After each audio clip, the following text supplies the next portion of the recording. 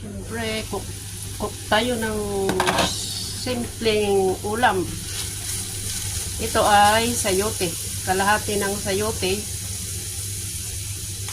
Siyempre, hindi ko binibit yung itlog kasi gusto ko yung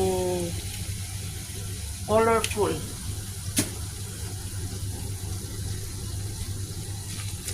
Kasi pag binit mo to magiging yellow lahat. Kapag hindi naman nabit, maganda ay yung kulay. May yellow, may puti, ganyan. Isa lang itlog lang ang ilalagay ko dito dahil isa lang naman talaga ang dapat kainin sa isang araw. Kung maaari. Isang itlog.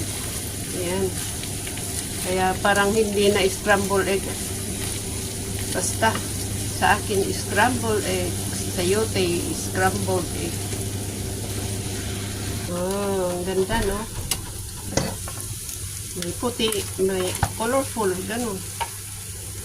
Ayan ako, pasensya na.